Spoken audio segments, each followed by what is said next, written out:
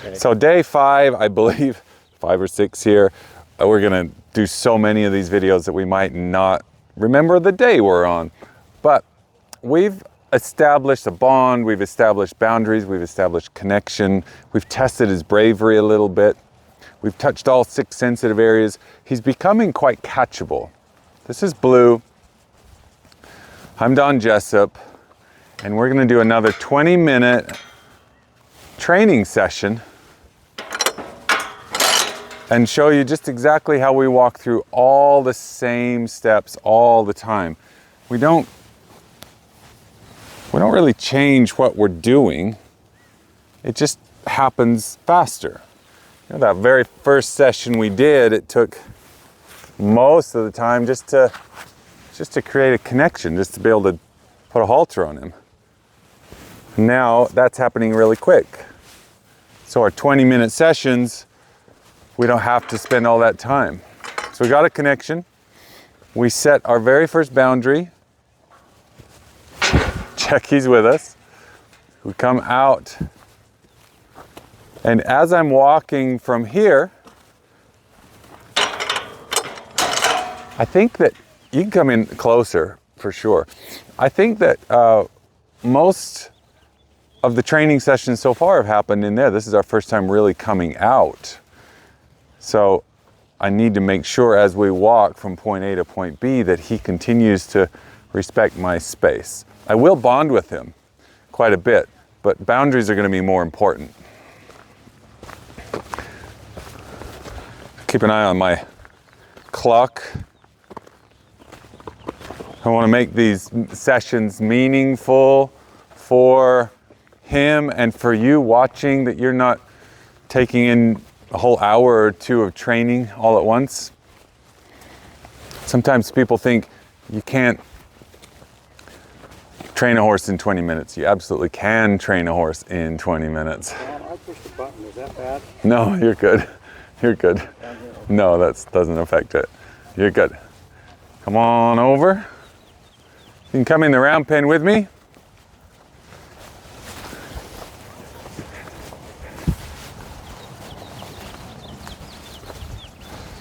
Just gonna stop, check his boundaries again.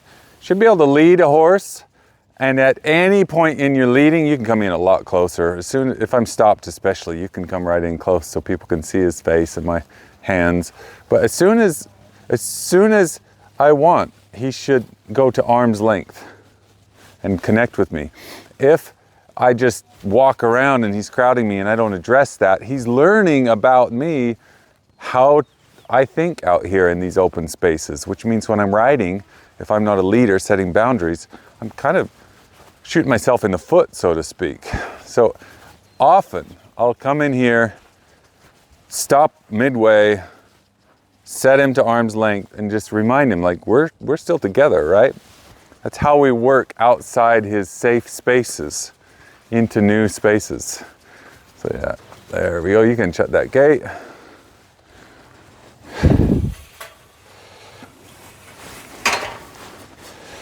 I have quite a bit to do, and we might not get to all of it because I want to keep it short and nice for him. First things first, we're going to set our clockwork. So I need to test his ability. I'll use my flag because I like using a multi-purpose tool. Make sure he's trusting the flag. He's already worked a little bit with this. Can I send him over here around the clock and stop him, back him? Can I send him the other way across the clock and stop him, back him? He's a little bit rushed about that. There's no need for him to rush. So he's got to trust this flag. We're going to do a couple more boundaries before we bond. Go to the right. Good, stop. Good job, rub him down. Go to the left. And then stop. And that was less rushed, which is important to me. If I'm going to set boundaries, I a rushing, zooming horse. We have our basic boundaries. I feel like I can bond with him now. I can get in close. And bonding has two parts again, if you remember. Part one is itchy spots. I'm gonna look for his itchy spots. I want him to show me his itchy spots. He might not, because he's looking around at the other horses out there, whatever. But the first part of bonding, the first port of call is itchy spots. And since I'm trying to get further faster with him, I'm gonna grab my brush here. And we're gonna use our brush for itchy spots. Instead of just my hands, we're gonna start grooming him, kind of killing two birds with one stone. Not just trying to get the dirt off. I'm looking for, hunting for itchy spots. Is there some spot he really likes? If you're gonna bond with your horse, it's not about making him look pretty, it's about making him feel like you understand him. Where do you like to be groomed? I'm gonna keep my rope in my hand. That way, if he decides to move around, I can reset that clock like we showed in the previous videos. Remember, there are 6 really sensitive areas on a horse. And so I'm gonna be touching those as well. The first one is the lips here. The lips are a really sensitive and ticklish area, and if he's fighting to get away from that, I have a simple bonding problem. Ears, if he's pulling away from that, I have a bonding problem. So I'm gonna help him not pull away. Good. Eyes, if he pulls away from that, I have a bonding problem. So I'm gonna continually, as he grows and develops, gonna continually bond with those 3, and then the lower legs. I'm gonna grab my rope for safety.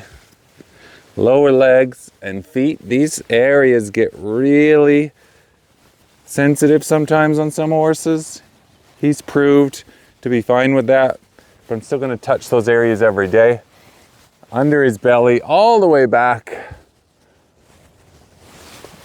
over his tail. You can come in close on his tail for just a minute, because we found one of his itchy spots. He loves his tail. In fact, I can see he's been scratching it. So if I scratch it, it's a way of proving to him like, hey, I get you, I know what's in your heart and mind. So I'm gonna spend some time showing you that I care. That's what bonding is all about. So tail, lower legs, feet, the tail, the lower legs and feet, the underbelly, and finally the eyes, ears, and mouth. They all need to be groomed and touched every day. So we're developing a deeper bond. The only thing I want him to really show me today, or prove to me today, is that he likes what we're doing. If he's showing that like evasion and he's hiding from it, or if his head stays up in the air, that tells me he's still just a little bit skeptical and doesn't quite trust the human. Now his head's coming down, shows like he's enjoying the process rather than being subjected to it. There we go. So we have a bond. We have a connection. He smells me, he touches me, he looks for me. He lets me touch and groom him. Now we need to start testing bravery. And bravery, as we develop and work towards the saddle, well, we've done the flag, if you remember from the other videos. We can rub him all down with the flag. Let me come around here. If you come over here with the camera, you'll get better light from the sun. There you go. Oh, the sun's kind of midday today already. Kind of in the middle of the sky, I mean. So that shouldn't matter too much. Bravery is two parts. Can he accept the tools I use, and then can he stand for surprises? And if he can't stand for surprises, then I have a lot of bravery work to do. He's already worked with the flag quite a bit, so we're going to change tools. We are going to use a tarp. I do not know how this is going to go. I suspect it won't be too hard because he's got some work from somebody else before he came to me. I'm going to help Bells.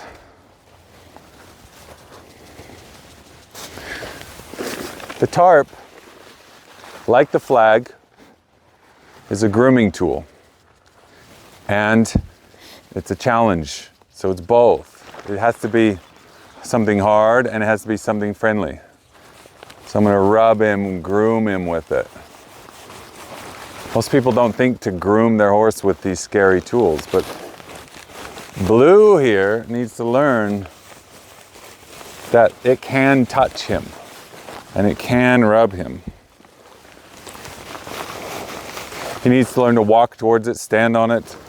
He needs to learn to carry it. But first I just touch his nose and his eyes and ears, and I groom him with it, because why would I want him to carry it around if he doesn't believe that it's a friendly object? I groom with ropes, I groom with flags, I groom with bags, I groom with tarps, I groom with all of those things. And if he jumps out of this position because he's scared, all I have to do is reset the clock. Just bring him back into this position and he'll learn to stand for scary things, ultimately learn to trust them. So far, so good. A little flinchy, just a little flinchy, but I'm trying to remind him this is just a grooming tool. It's awkward, but it's just a grooming tool. Hi.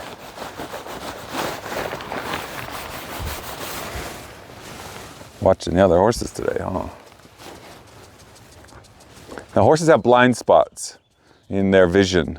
And one of them is this flag represents the blind spot. When it comes from the bottom up towards his eye like that, that's a blind spot. So horses can tolerate things up close, and then suddenly if it comes from the wrong angle, they look at it sideways and look at it funny. Another blind spot is from behind the leg up to the eye. Behind the belly, I mean, like right in there, up to the eye. So this is why horses cow kick it, the farrier. Because the farrier ends up in the blind spot half the time.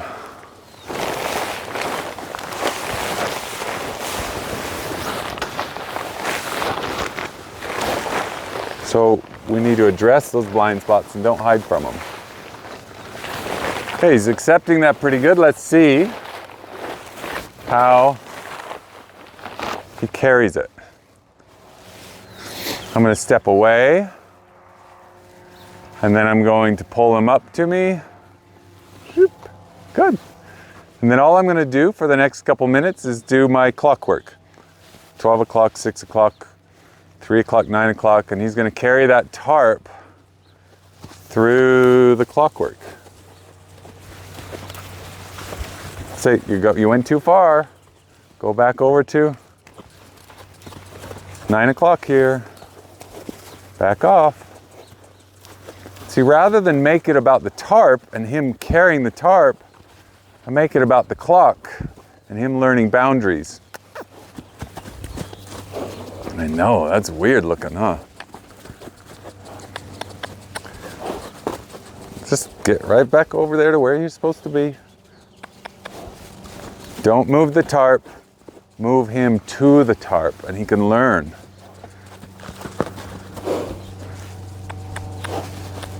Good, right there. Good.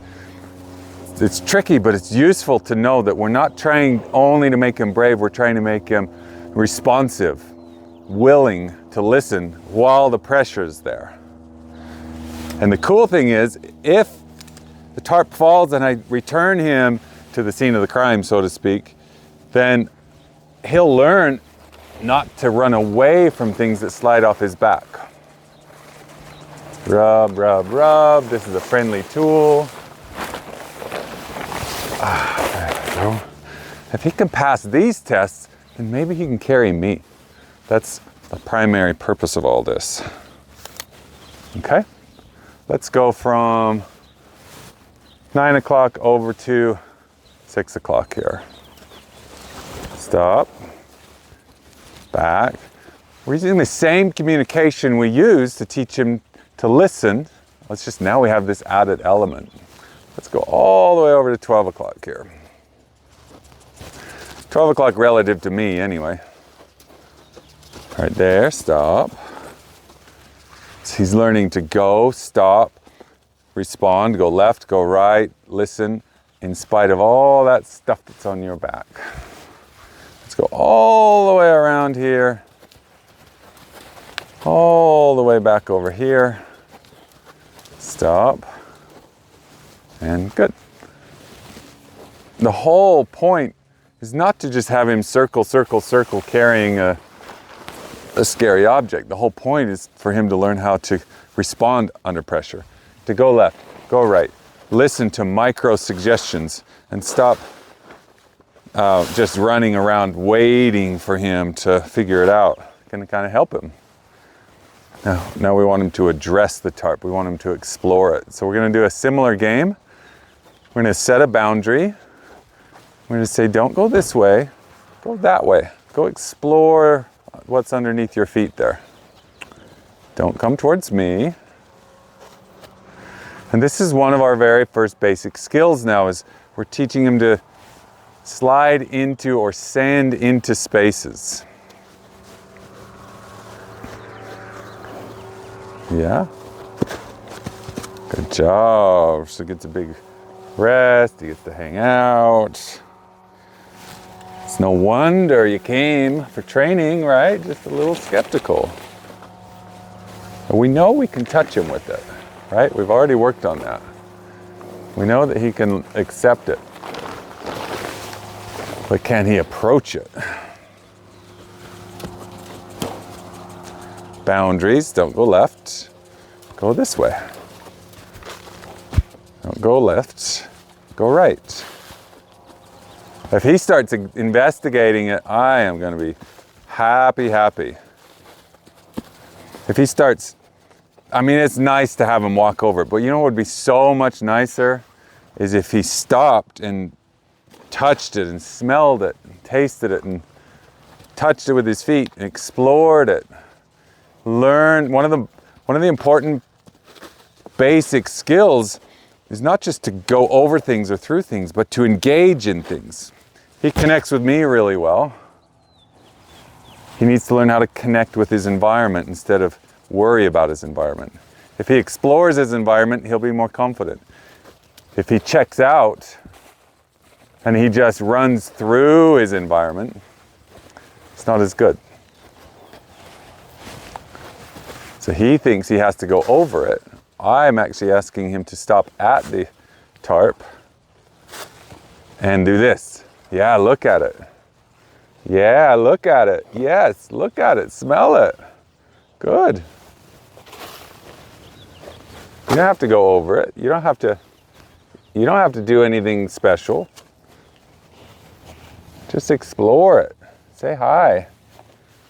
Listen to those micro suggestions during the pressure. Yeah, I might even get down really low just to prove to him this is not about accomplishing a task, this is about engaging in a task. The better he gets at this is going to be our homework today. This is where we're going to quit, because the better he gets at this, the sooner I'll be able to start trusting I can ride him into scary places, because he'll engage in the activity rather than just close his eyes and blindly run through it. So we're going to carry this up tomorrow and make our session short and sweet. And this is how we progress with Blue. Thanks for watching. I'm Don Jessop. See you next time.